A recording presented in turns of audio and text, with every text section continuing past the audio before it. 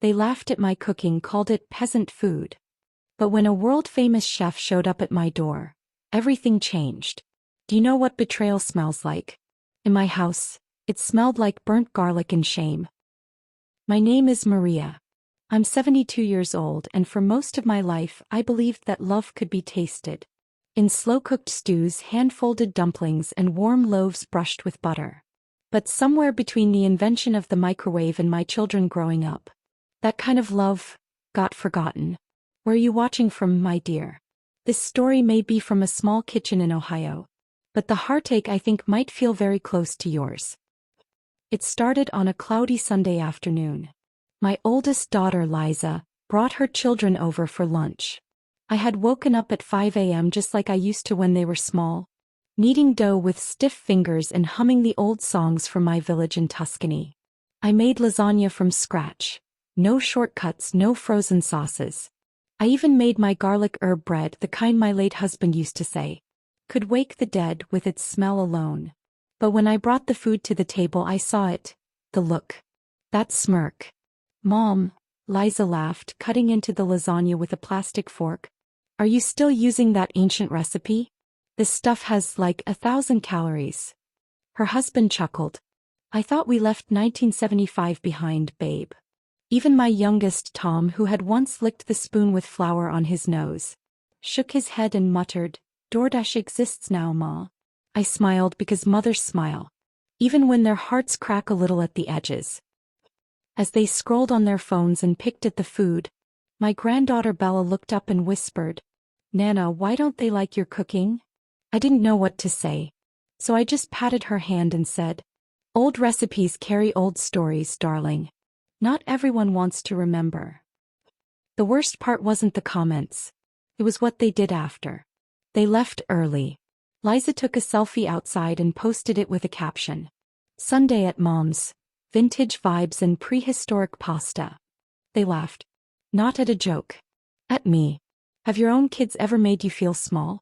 Not with cruelty, but with that subtle kind of indifference that hurts more? Tell me in the comments. I'm listening.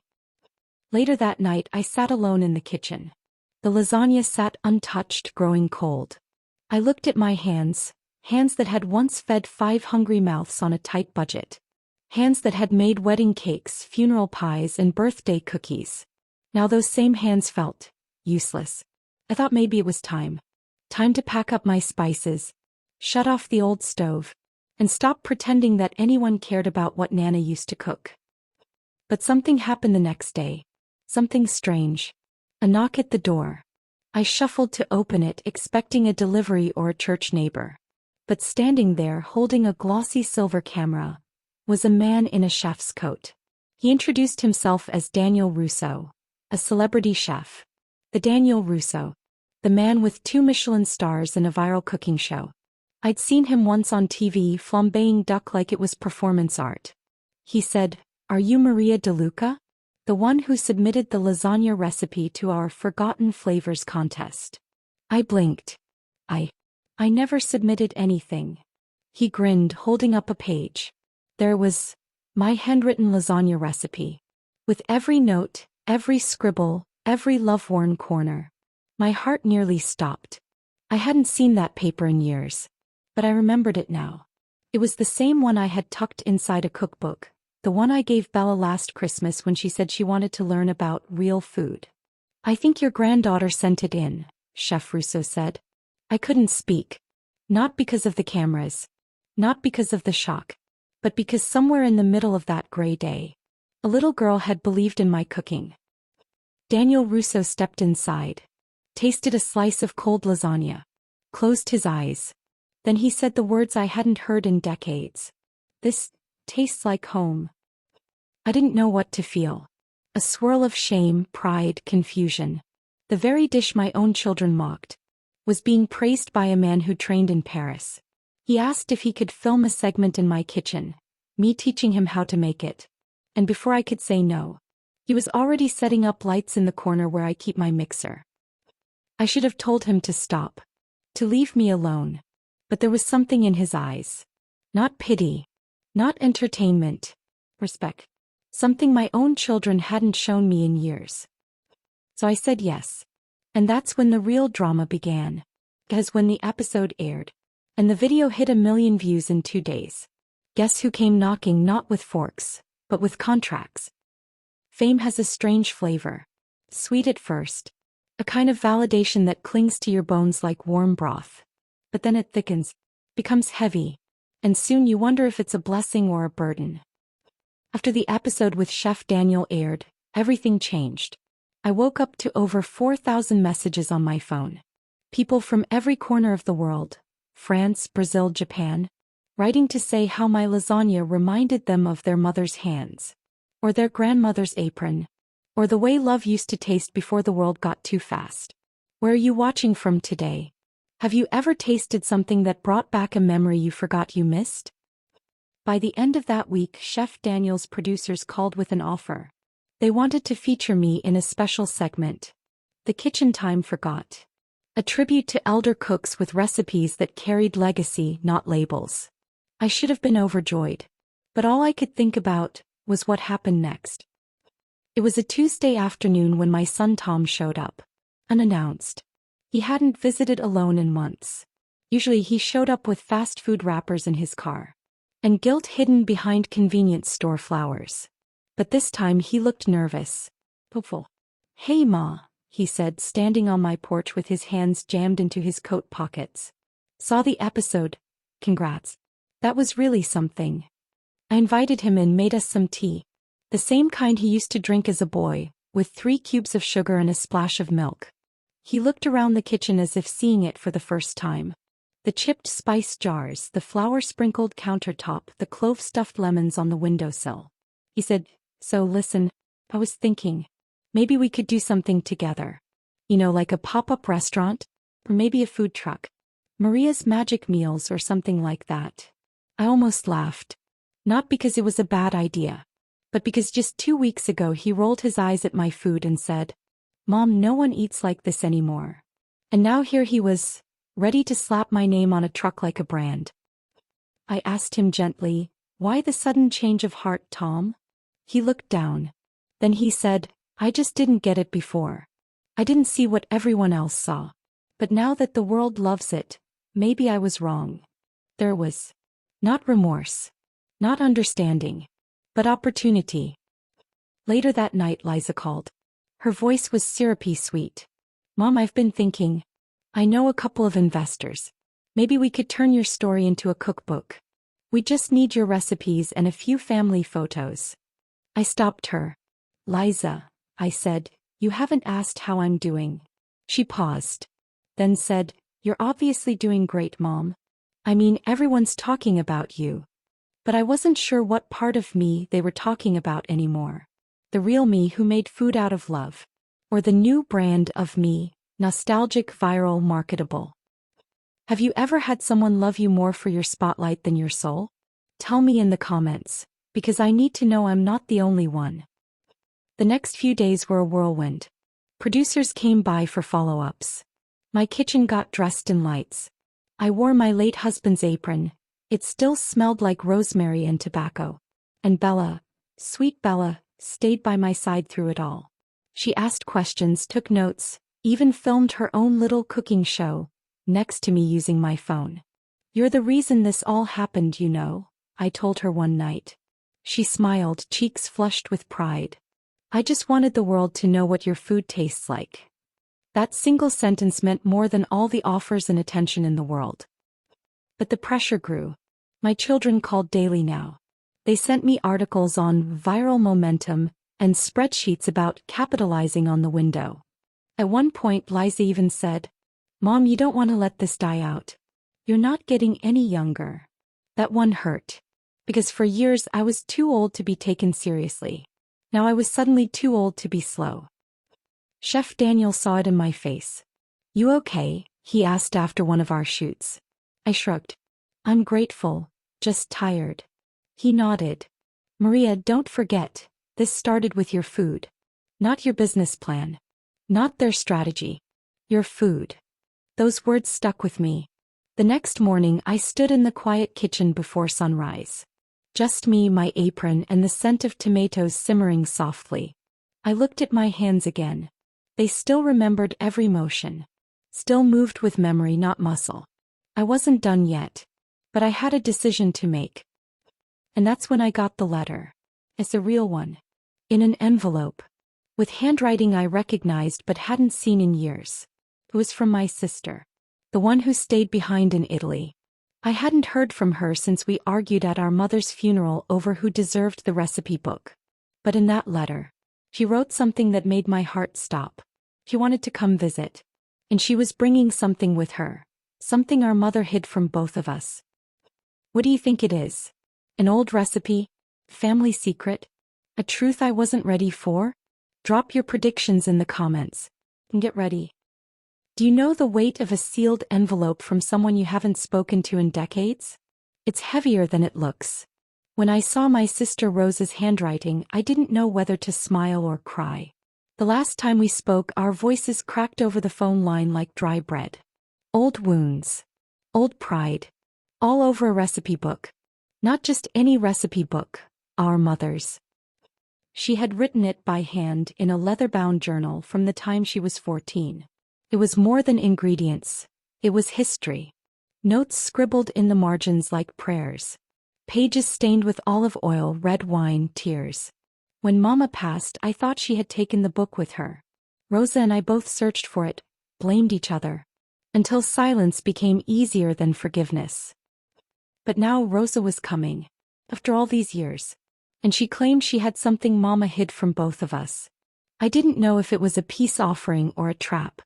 Have you ever been surprised by someone from your past suddenly reappearing? Let me know in the comments. I'm reading each story tonight. She arrived on a Wednesday. Gray coat, gray hair, but the same fire in her eyes. We didn't hug. Not at first. We stood there on my porch like two weathered statues. Then finally she broke the silence. You smell like basil and stubbornness. I laughed. Just a little. Then we embraced. And for a moment we weren't old women with regrets. We were girls again, barefoot in the vineyard, stealing peaches and dreaming of the world. We sat in the kitchen that night. No cameras. No lights. Just tea and memory. She pulled a small cloth bundle from her bag and set it on the table. Inside was a notebook. Not the leather-bound one. But a smaller book, worn thin, with faded ink and dried petals pressed between pages. She said, Mama made two. One for show, and one for truth. I stared. My hands trembled as I flipped through the pages. There were recipes I had never seen before. Dishes Mama never served us, never told us about. Spices we never had. Secrets layered between the lines like whispers. And then near the back, I found a name I hadn't seen in years. Rita. Stopped my breath. Rita was Mama's sister. Our aunt. She vanished when I was a child. Family rumors said she'd been disowned. No one ever told us why. But there beneath her name was a recipe and a letter. Written in Mama's hand. And what it said shook everything I thought I knew about our family. Mama had stolen Rita's recipes. Passed them off as her own. Claimed they were family traditions. But they were Rita's innovations. Recipes with North African spices, bold combinations, modern techniques. It was scandalous in our small village. Rita had been experimenting with flavors beyond our region.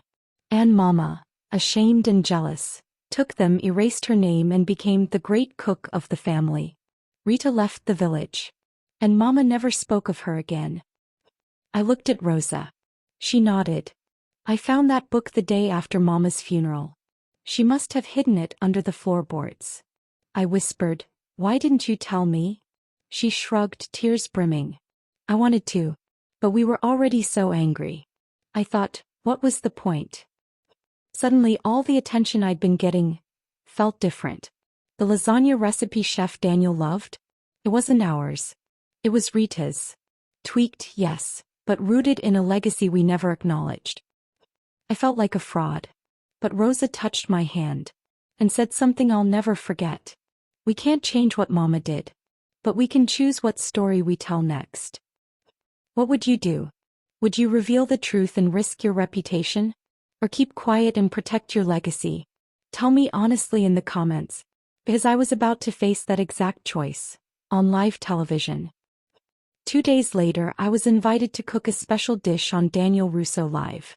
An episode filmed in front of a studio audience. Broadcast to over 10 million viewers. They wanted me to make the famous lasagna. The one they said, put Nana's back on the map. I stared at the ingredients on the counter. But my hands reached for something different. Saffron. Cumin. Cinnamon. Rita's blend. Daniel raised an eyebrow. This isn't your lasagna. I smiled. No. It's my Aunt Rita's. He was the real innovator. The one whose recipes my mother hid. Today, I'm cooking in her name. The audience was silent. Producers shifted uncomfortably. My children watching from home probably gasped. But then, Daniel leaned closer and said, then let's do it right. Let's bring Rita back. The dish was beautiful, layered, fragrant, golden. When Daniel took a bite, he closed his eyes and whispered, "This is history recovered." After the episode aired, my story exploded again. But this time not just for nostalgia. For truth. Rita's name began to trend online. People wanted to know her story. A forgotten woman's legacy, finally uncovered by the niece she never got to meet. But not everyone was happy. The next morning, Liza showed up at my house. No smiles. No congratulations. She said, "You just gave away the best dish. For free." I looked at her and said, "No, darling. I gave it back."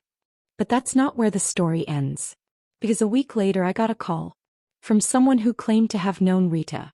And what she told me made me drop the phone in shock. Who do you think it was? What secret about Rita could still be hiding after all these years? Comment your theories. I need to know I'm not the only one who feels this tangled in the past. When the call came, I was folding Bella's apron. She had spent the afternoon filming her pretend cooking show again. Chef Bella's Kitchen Chronicles, she called it. The phone buzzed and I almost let it ring out. But something told me to answer. A soft, trembling voice said, "Is this Maria Russo?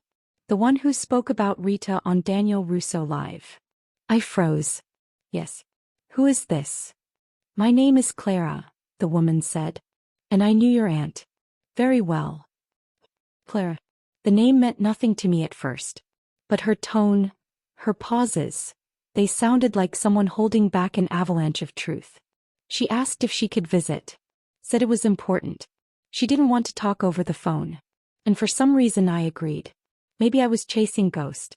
Or maybe I just wasn't ready to let Rita fade again. 2 days later, Claire arrived. She was small with silver curls and a steady gaze. The kind of woman who had seen more than she ever admitted. She held a manila envelope in her arms like it carried a heart. We sat at my kitchen table. The same one my children once mocked. The same one that now held pieces of a forgotten legacy. Clara spoke slowly. "I met Rita in 1969 in Marseille," she began. "She was different from anyone I'd ever known. Kind. Brilliant with flavors. She smiled, eyes glinting.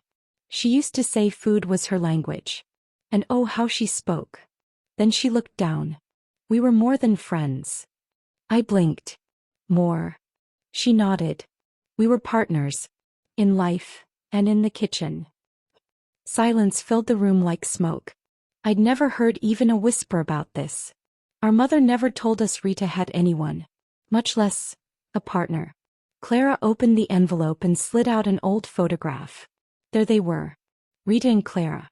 In front of a tiny French bistro, arms wrapped around each other, flour on their faces, laughing like the world was theirs.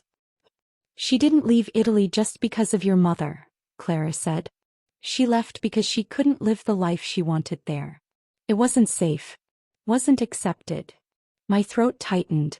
Everything made sense now. The secrecy. The exile. The bitter silence. Our mother didn't just steal recipes.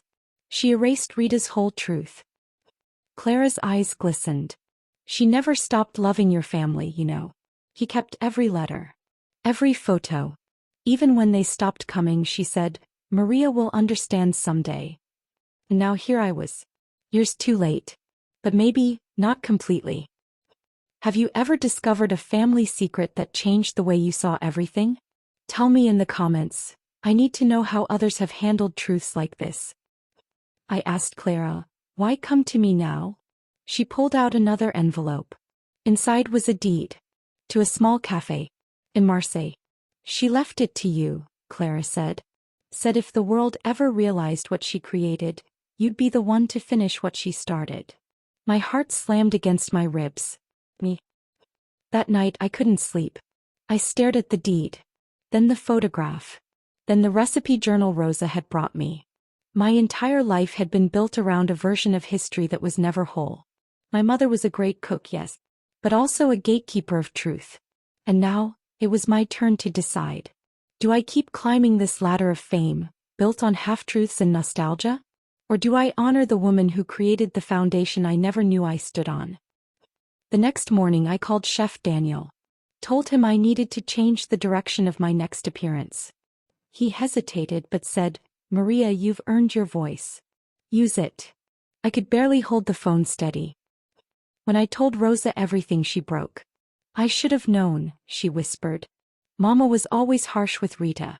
And I thought it was about cooking. I never imagined." She paused, then asked, "Will you go to Marseille?" I said, "Yes.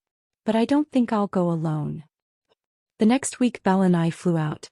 Yes, my granddaughter. The same little girl who once asked, "Why do your recipes smell like stories, Nana?" He held my hand the whole flight. Asked questions about Rita. And when we landed she said, "Maybe we could reopen the cafe together." I smiled. I think that's exactly what we're meant to do. The cafe was dusty, worn, but alive with memory. Old signs, faded photos on the wall, crates of unused spices. Bella ran her fingers across the counter and said, "This place has a heartbeat." It did. It felt like Rita had only just stepped out for groceries. We spent the next few days cleaning, sorting, planning. Chef Daniel even sent a camera crew to capture the reopening. But I kept it small. No sponsors.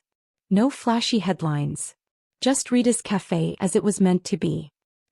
And yet, just when things started to settle, I received a letter. This one wasn't gentle. It wasn't nostalgic. It was from a lawyer. And it came with a warning. Someone was contesting the inheritance. Who do you think it is? One of my children? A cousin we forgot existed? Or someone even closer, with more to lose than I realized? I reread the letter hoping I was wrong. But no. My own daughter was trying to take what Rita had left for me. Not out of love, but out of ambition. Have you ever felt betrayed by someone who was supposed to protect you? Tell me below, because in that moment I didn't know whether to cry or scream. Rosa called as soon as she heard. She's furious, Maria. Says you embarrassed the family on national television. That you've turned your back on Mama's legacy. I whispered, but I didn't. I told the truth. Rosa sighed. Liza's never cared about truth. Only power. I tried calling Liza. Voicemail. Texted. Nothing. She had gone silent. The same way she used to when she didn't get her way as a child. But this time, she wasn't pouting. He was lawyering up. I sat in Rita's cafe that night, lights low, Bella asleep upstairs. Claire joined me. She had been helping me catalog Rita's recipes, cross-referencing the ones my mother borrowed with the originals. We had nearly 40 verified dishes that had never seen the light of day. Real history. Real love. Real Rita. I told Clara about Liza's challenge. She sipped her wine quietly, then said, "She doesn't want the cafe. She wants control over you." That hit hard. I wanted to believe this was a misunderstanding. But deep down I knew. Liza didn't respect Rita's story. She didn't care that it had been buried. She only cared that I had unearthed it without her permission. The next morning, Bella found me on the patio with Rita's journal. "Nana," she said, "why is Mommy so mad?" I blinked away tears. "She's afraid. And when people are afraid they do foolish things." She nodded, solemn. "Will she take the cafe away?" I pulled her close. "Not if I can help it." That week I was scheduled to appear at a food festival in Lyon. Chef Daniel had invited me as the face of Forgotten Recipes. But Liza's legal team sent a cease and desist the day before. They demanded I stop presenting any dishes originating from the Russo family vault.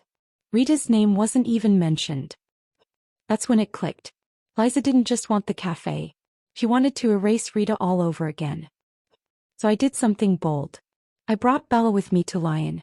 And I cooked the one dish Rita had written in red ink, her recipe of rebellion. A North African fusion stew with Italian lentils and hand-rolled pasta. Clara told me it was the first recipe Rita had ever invented without help. It was hers. Entirely. I stood on stage, nerves shaking as I shared Rita's photo on the screen behind me. This dish belonged to my aunt. A woman the world forgot. But today, she's feeding all of you. I held up the journal. This isn't a cookbook. It's a confession. A record of everything our family was too afraid to say. The audience stood in silence. Then applause. Then tears. Strangers hugging me. A young woman shouting, "My grandmother was erased too." It was more than a recipe. It was healing. Afterward, I received a letter. This time, not from a lawyer, but from my son Anthony. He said, "Mom, I watched your speech, and for the first time I heard you. I think I was too busy trying to be proud of the family name to notice who was actually protecting it. I'm coming to Marseille, and I'm bringing Olive and the twins. I want them to see what legacy really looks like." I cried over that letter. Not because he agreed with me, but because he saw Rita. 2 days later, I received an email. Chef Daniel had secured a feature with the Global Table, an international culinary documentary, and they wanted to film Rita's cafe. They called it The Lost Aunt of Italian Cuisine. But as we prepared for filming, a black car pulled up in front of the cafe.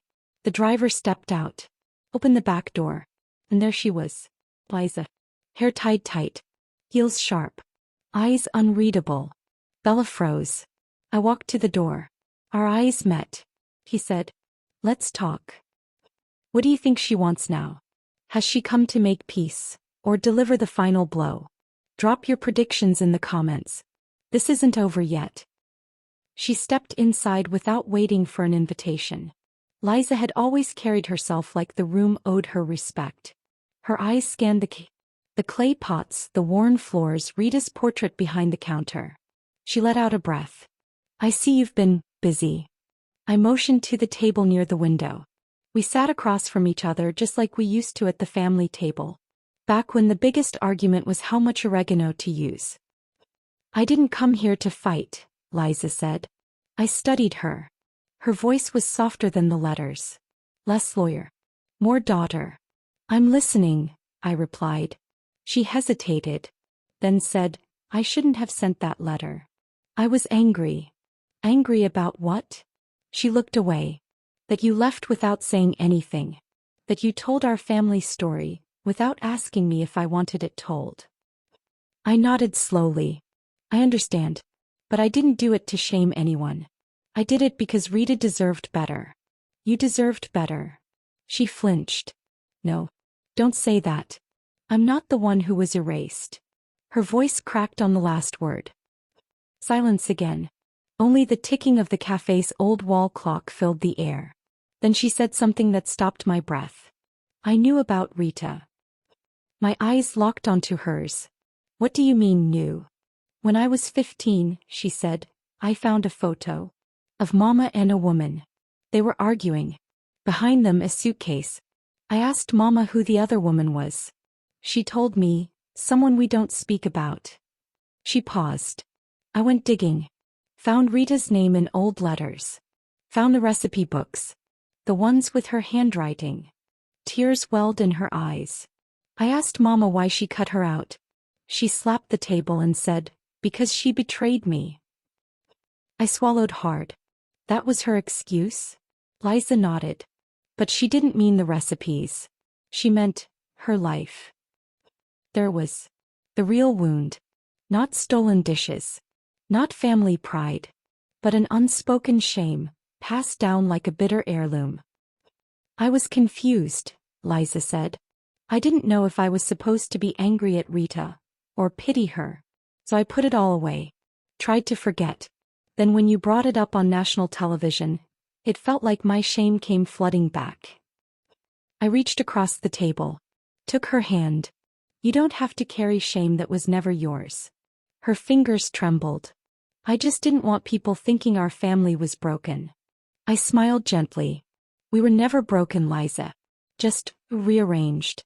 But what we do next, that's what matters. Bella peeked from the hallway watching. When she saw us holding hands, she smiled and disappeared again.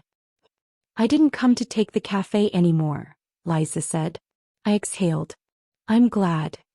But I still don't know what to do with all this, she whispered. The legacy, the youth, the guilt. I handed her the recipe journal. You start by reading this. Then you decide what parts are worth passing on. We sat like that for a while. Not as mother and daughter in battle, but as women, trying to find peace in an old kitchen. Have you ever had a painful conversation that finally brought healing? Share it in the comments. I think it helps others to know it's possible. That evening, Liza helped me close the cafe. She asked if she could stay a few days. Maybe get to know Bella better. Maybe learn some of those recipes myself. I smiled. There's always room at the table. The next day, the documentary team arrived. We filmed the cafe, the kitchen. Clara told Rita's story in her own words. Brave, trembling, beautiful.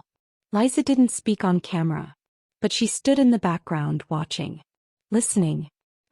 At the end of the shoot, Chef Daniel hugged me. You've done something rare, Maria, he said.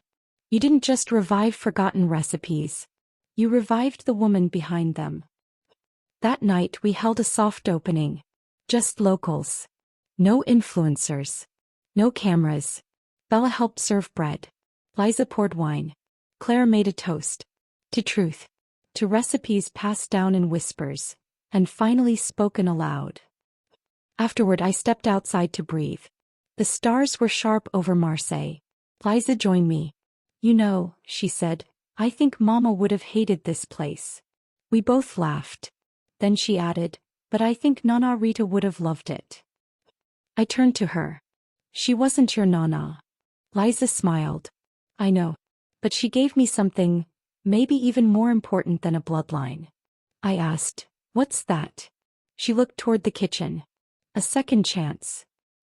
What would you do if your family's buried past came knocking? Would you open the door, or keep it locked forever? Let me know in the comments. The cafe was alive. Laughter spilled from the tables. The walls echoed with voices, not just of the present but of the past. Rita's spirit was everywhere. I stood behind the counter watching Bella refill glasses, Liza serving homemade tiramisu. Clara waved at a guest who had driven 2 hours just to taste the dish from the documentary. I had never seen my family more connected. But peace doesn't last forever. That evening, just as we were locking up, a city inspector walked in. He wore a tight expression and carried a clipboard like a weapon. I'm here about a zoning violation, he said. Someone filed a complaint against your kitchen modifications. My heart sank. We had only made small changes, replacing Rita's rusted sink, repairing the pantry floor. But technically we hadn't updated all the permits. I asked, who filed the complaint? He glanced at his clipboard. It was anonymous. I didn't need to guess. Someone didn't want this place to survive. That night the cafe felt colder. I sat in the dark, alone, flipping through Rita's journal. Her last entry was written shakily, as if her hands had grown too tired. If they won't let me serve them at the table, I will feed their grandchildren through my memory. The next morning the news broke.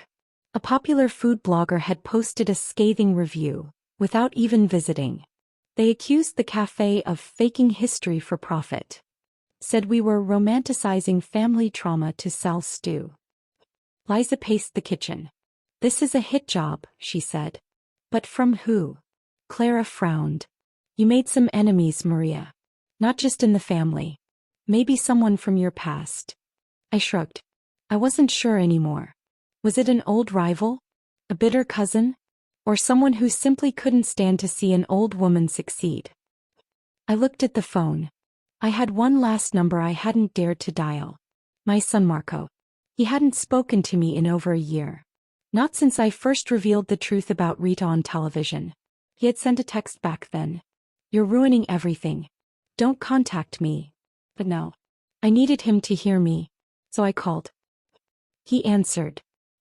"Marco," I said quietly, "the cafe's in trouble." Silence. Then, "Why are you calling me now?" "Because I still believe in this family. Even if we don't always agree." He sighed. "I saw the review. Mom, they're saying horrible things." "I know. But I won't shut down this place, Marco. Not after everything." Pause. Then his voice softened. "Do you need help?" The next day Marco arrived in Marseille. He brought supplies, legal contacts, even called in a favor to fast-track our permits. He stayed in the guest room, didn't say much. But he stayed. Sometimes healing doesn't come in words. It comes in showing up. The final challenge came a week later. Chef Daniel returned with a camera crew.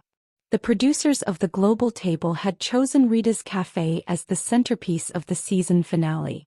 They were coming to film a special. The day of the grand dish. A single event. One recipe. Live guests. No second takes. I stood in the kitchen the morning of the shoot. My hands trembled as I tied my apron. What if I mess it up? I asked Liza. He grinned. Then you'll be human. And they'll love you even more. The dish I chose wasn't flashy. It wasn't dramatic. It was simple. A rosemary lentil soup Rita had written after her first heartbreak. It had 3 ingredients but took 3 hours. It was the kind of food that tasted better the longer you sat with it. Just like truth. We served it to a silent room. One by one people dipped their spoons, took slow bites. And then, the quiet became warmth. Clapping. Smiles. A few teary eyes. One man stood up and said, "This tastes like something my grandmother made. She's been gone 20 years. After the taping, the producers hugged me.